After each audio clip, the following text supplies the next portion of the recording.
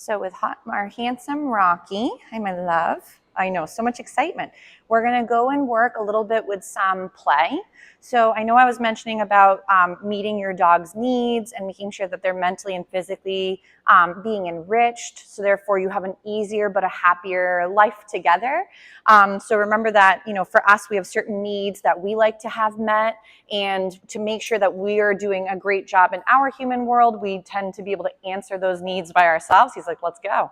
So for Mr. Handsome, one of, again, my favorite toys, which we've discussed a little bit already, is working with a flirt pole or doing some other breed-centric sort of play, or, for example, chasing and grabbing and biting. So, for example, in the beginning, I don't make it too hard. I want Mr. R to be able to kind of grab it from on the floor. So if you don't have a flirt pole, I'm not saying you have to go get one, but this is definitely typically an outdoor toy unless you've got a nice space with rubber flooring. But otherwise, you'd want to do this on a floor that has traction. So you wouldn't want to play these games or even fetching, for example, on slippery flooring, which could be hardwood or tile or similar material. You'll see that when we practice, I don't mind. He can catch the critter, he can nibble on it, he can play with it. What I do want to practice, though, is at times going from that on-off switch of catching and then taking a little break and disengaging and then starting again. So I'm going to go, ready, Rocky. Get his attention. You want to do a little find it? So then from there, I could regain my critter, sometimes pick it up or leave it on the floor. I know this thing has seen better days. I need to get another new attachment. So right here, I might go, Rocky, you ready? He's like, lady, I'll eat the string. It's all good. You ready? Go get it. And so I want to make sure I can create this on-off switch for Mr. R, where he can go and chase the critter. Nice catch. And then that way you're getting your babe's needs met in another great option. So this one involves, again, very similar to like the prey drive and critter chasing, which I know for some folks, prey drive can be difficult. If you are having struggles with prey drive, so like, for example, he loses his marbles seeing a squirrel or a bunny and he's having a rough time, there are some really great resources available for dogs that are struggling with prey drive. And they're all humane, so it's not using like a shock collar or something to scare or hurt the dog while trying to teach them. So definitely check in if you're having some trouble with that. But otherwise, this is a great way, ready, go get it, for your puppy to practice chasing, grabbing, biting, and you're not looking for them to do tugging. So this is not a tuggy toy. So it's not for him grabbing and yanking and then releasing, because it's going to either slap you, and that's obviously why there's a handle on this one. We don't want him to always pulling here and there, or if he grabs the critter, that you release this while there's tension, because it might bonk him. So we want the toy to come alive on and off, get him to go frolic and chase it. So you'll see I keep low swooshing round or circular patterns.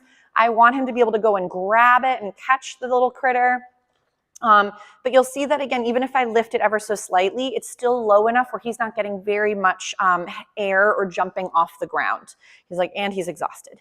So because if I went and pulled it really high up, he's either going to tweak himself and jump high, but then potentially land funny, or he could exert himself and maybe hurt himself. So I would really make sure to gauge your play, make sure it's at his body range. So if, let's say, you have a puppy that's a little bit bananas and they're not paying attention to how they're playing, I wouldn't go to the point where they hurt themselves. So this, again, just like with any sort of nice play, this should be structured where you're helping him be successful for both his mental and physical practice.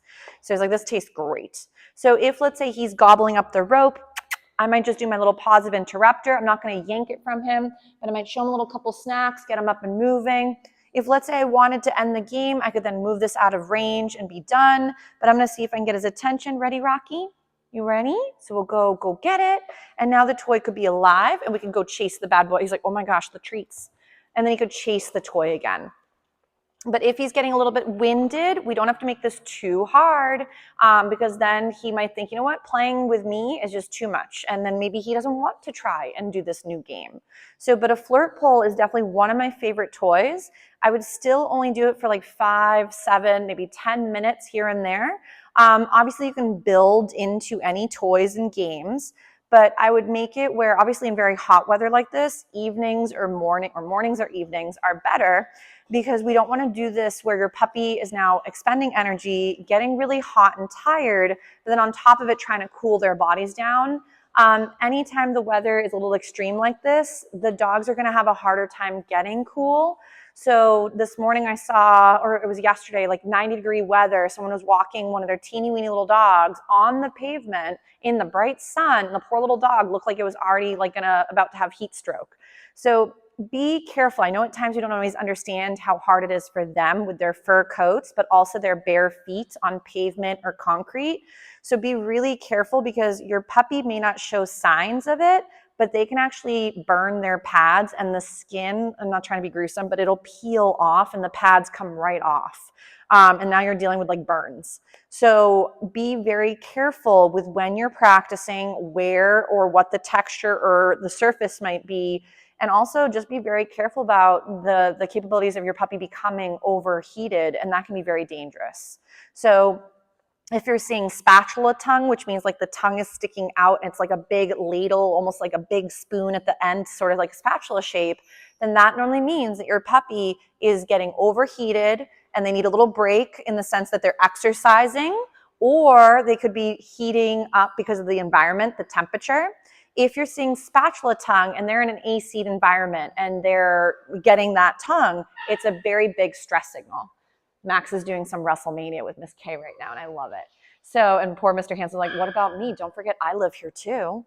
But don't worry, Rocky gets some wrestles. So, but when it comes to watching out for that temperature or the stress, is if you're unfamiliar with dog body language, make sure to potentially take a peek, see over some of the resources I had sent along earlier for the puppy class.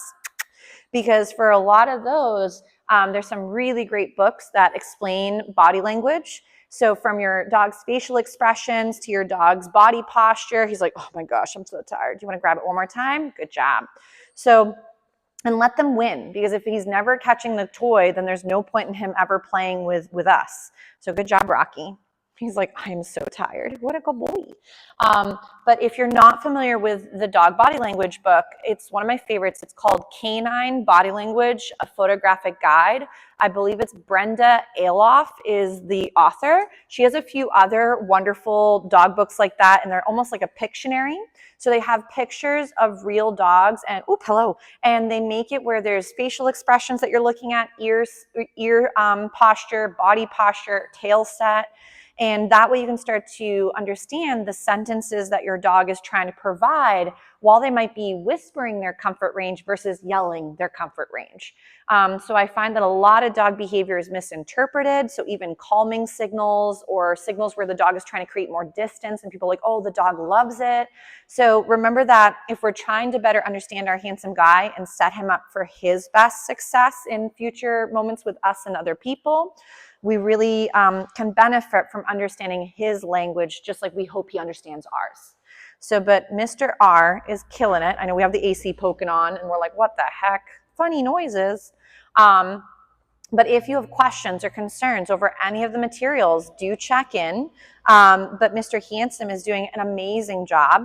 We'll work a few more skills with the handsome guy. And actually, maybe since he's a little tired, I wanted to work a little bit with the place and stay behavior before I forget, and which of course didn't take much.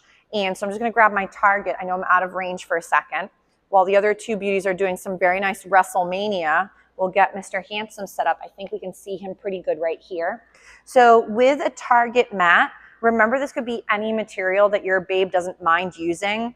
If, for example, your dog, nice job. If your dog is flustered or they're scared of the mat, don't use one for now, but just practice sort of getting them comfortable being stationary. The Wilds are going bananas with WrestleMania next door. He was like, Max is a wild monkey. So for our lovely Mr. Handsome over here, let's say I'm just practicing having him set up on his mat, and I'm literally just feeding him several little tidbits for being there. That could be the beginning stages of going to a place or target position. Right there, yes. So you can do, again, a little bit of free shaping. So obviously I'm here, so he's guessing maybe being over here is a good idea. But let's say, for example, your puppy's not always certain. You could also lure him, but make sure that when you're luring, he's not scared or overwhelmed by the target itself. If you're getting a puppy that is chewing the bedding, I know Mr. M sometimes tries to break the bedding, but he's gotten better. And see if you can only put out the bedding when you're there to help him. Because if you're putting it out and he's unsupervised, he might then be chewing or breaking it when you'd rather have him be practicing relaxing in it. So let's say in the beginning, and he was gotta get a crumb. Ready? Bed. And then right here, we might go yes and feed him for that. Let's say I'm gonna go ahead and apply the stay behavior. Stay is gonna be, oh my goodness, Max forgot how to chew too. So let's say I'm gonna tell him to stay. I normally do open palm, stop sign, stay, don't move. So with stay, view it like freeze tag with room service. So I'm feeding this handsome guy for while he's sitting or downing or whatever he's like, oh yeah, that sounds great. And I frankly don't care if he's in a sit or a down. If he prefers down stays, I find those are much easier for some because they're more comfortable in this position relaxing. So remember about those 3 Ds that I mentioned. So right now we're just working on duration. I'm not going to add distance. There are already distractions. So I'm not going to add more difficulty to something that he might already find hard in general. You'll see that I picked doing stays after I met some of his needs. So when my puppy has already had some physical and mental exercises, I know he went out to the restroom, so he's empty. So he's feeling kind of, again, cozy, both mentally and physically, to do a little bit of this relaxation on his mat. He's having a grand old time. He's also watching his wild neighbors next door. But right now, I'm just building up value in being here. So I did apply that little stay. When I want to end the stay, remember, you're only feeding for stay while they're in it. If you wanted to go and get your babe from the stay position, if I was further away from him, I'd have to go all the way back to my dog and retrieve him from there. I like to pick a slogan like all done, free time, release, some slogan that you guys would like. I, for example, normally say all done, but if it's something different, just let me know so I'm not ruining your skills. So right here, I'm going to feed him for this. He's doing such a nice job. He's a brilliant boy. And let's say if we're doing such a nice job, we all done feeding him. So I'm going to go, Rocky, all done. And then I might wiggle my fingers and get him up, but there's no food for being all done. So the only time Mr. R gets a snack is for when he's in the stay. So I might, again, bring him over to his little bed, sort of lower him on, set him up. So maybe if he wants to do a down, we could rock that down. And now I'm going to tell him to stay. That's very nice. Get comfortable. I like the little side leg. So again, now I'm going to feed him, and you could feed him directly, or if you found it easier, you could also feed him between his little front legs. So almost like the food comes low and from the floor, if that makes sense. So right now, Mr. R is getting a whole bunch of little tidbits, so teeny crumbs, for holding his down stay. If this was going amazing, you could do a little step to the side and pivot and move a little bit. But I would only do that if your babe was doing a really great job with the time frame first before adding movement or distance on top of things. So right now, again, a little bit of wiggling, and I'm going to go back and go yes and feed him. I would only apply my stay, the one time in the beginning, and if he breaks, we would just restart the exercise. Remember, we want to stay away from the or the knock it off or no or whatever it might be, because remember, he says, I crashed. Max crashed into the fence while he was wrestling. And he's like, that was crazy. So if, let's say, he were to break and I scolded him, and not like terribly mean, but like no, or got upset that he wiggled, remember that wiggling might be your dog saying, you know what, I need a breather. This is getting too hard. I'm a little confused. I'm maybe overwhelmed in this bubble. So in those situations, it could be the only way your dog can communicate how they might be feeling physically or mentally.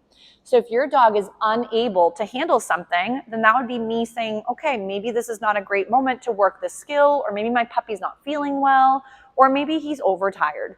So you can always stop whatever you're doing, take a break, and then reboot later. So again, I'm going to feed for this. I'm going to say all done, and I might wiggle my fingers, and there is no snack for leaving.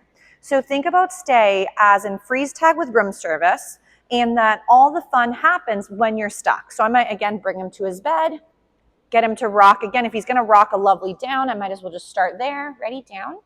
He's like, my brain melted. So if he gets a little stuck right there, yes. So I'm going to tell him again to stay. He's going to get cozy in just a second. But if, let's say, you are feeding for leaving the stay or calling him from the stay, we're then combining waits and stays and confusing the dog for later. So some folks have done stay there and I'm going to call you, or stay there, I'm going to come get you. And the problem with that is one day the puppy's right for moving, for coming. Then the next day they're wrong because they kept wiggling and moving when they should have been staying. So I like to have a distinct wait, which is wait, and I'm going to call you to me. So the movement is what's being reinforced. And then stay is stay there, and I have to go get you. So stay can be very helpful for safety reasons. Also, it gets your puppy comfortable with vegging and sort of taking these little breaks, and relaxation has value. Because for a lot of puppies, vegging is probably one of the dumbest things ever until they're finally ready to crash and burn at the end of their day. So this is really nice for Mr. R. So, but you'll see also my rate of reinforcement. So if he breaks, he's really tired. I don't really mind. I could regain his attention, reset him up in, again, that lovely down. And then we might, again, end it on an easier note where let's say he goes into this lovely, he's like, my brain melted. So I'm going to see if we can get that little down. And again, right now I'm still just luring him because he doesn't always quite grasp the concept. Right there, yes. So remember that luring is one of the fastest ways to create behavior, but we want to fade out that lure as quickly as we can. So we would eventually get empty hand, ask for the down with the hand signal, feed for that right as we get it. So again, I'm just going to feed a couple quick little reps so I don't lose him before he gets too tired and breaks again. So we'll do one more little rep and then I'll call it a day for his lovely stay. So again, beautiful. So then I might go, again, all done. And I'm going to get the handsome guy. He's like, oh my gosh, getting up sounds horrible, right? You're so tired. So if let's say getting up was really hard because Mr. R is like, no, I'm winded now. I might see if I can get him up and wiggling, but I don't feed for the release. So now he could be all done. He's like, no, I would really like to go. Look at you being so brilliant.